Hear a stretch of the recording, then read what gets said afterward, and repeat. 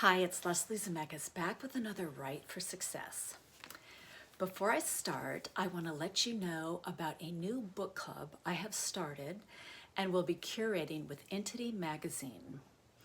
I'm so excited. And go to my bio, and there's a link to RSVP for our first event. It's free, February 26th at 4 p.m. Pacific Standard Time. Our writer is Christina Hammonds-Reed, who I've had here. Christina will be talking about her book, The Black Kids, which I highly recommend. It's actually a must-read. So join, and we'll have a deep discussion with Christina. Okay, so my guest this week is Leesa Cross-Smith, and she has written a beautiful book, This Close to Okay. The story takes place over a long weekend in Kentucky. It's a rainy night in October. I loved this book. It's emotional, it's different, it's heartfelt. Award-winning writer Roxana Gay calls Leesa a consummate storyteller. The book was a Book of the Month club for Good Housekeeping. It was one of the most anticipated novels from the Every Girl and Refinery 29 and Electric Literature, and on and on and on. In her author notes at the end of the book, she talks about dark spaces and hope and light. The National Suicide Prevention Lifeline is 1-800-273-8255, and no, you are never alone. So here is Leesa to tell you more about her story and the research she did for this book. So take a listen, get this book, you will love it, and I'll see you back here next week. And I promise you, I have so many great authors who have already sent in their videos, and you will be blown away. You will love their stories. Remember, stories matter. Yours, hers, his, ours.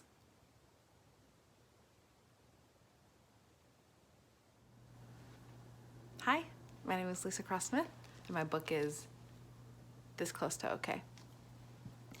In This Close to Okay, a woman named Tally is on her way home from work when she sees a man standing on the edge of a bridge, perched as if he's gonna jump. So she jumps out of her car and stops him, keeps talking to him, eventually invites him for a cup of coffee, and ends up bringing him back to her home to keep him distracted, to make dinner, and to create a safe space for him.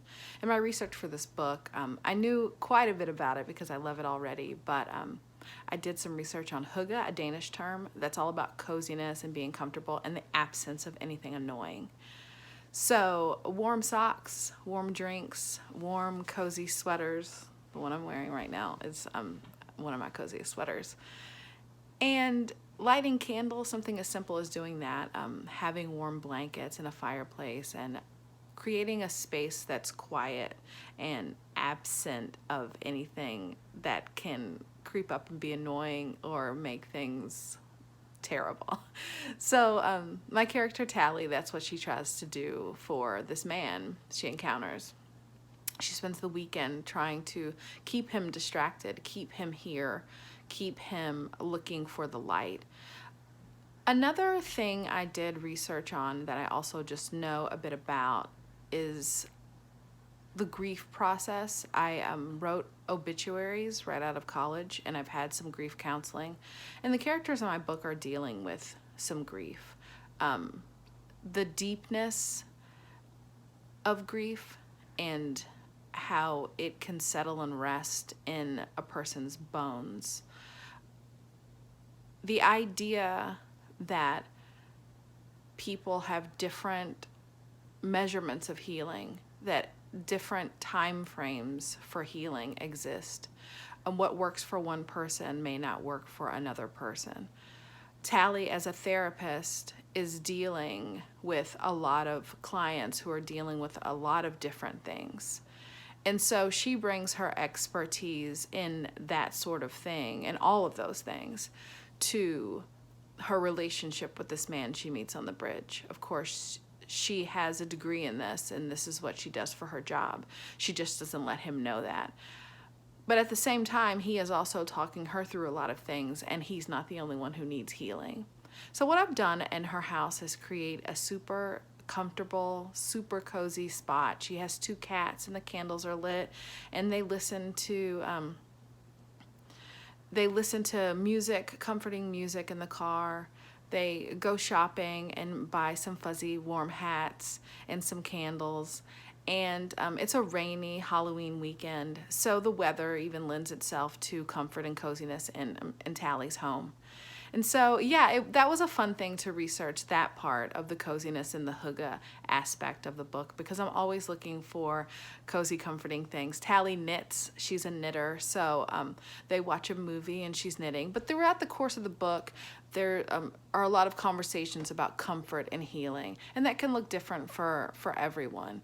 But one easy aspect for me is the hygge aspect, because everyone can find a comfy spot or a place in their own home where they feel the most comfortable, or the place that they're most proud of when they have people over because it's a comfy spot or there's candles there, and things that make them feel really happy and comfortable, although the world can get really dark and scary. And I love to write characters that no matter how dark and scary the world can get for them, they are always looking for the cracks that let the light in.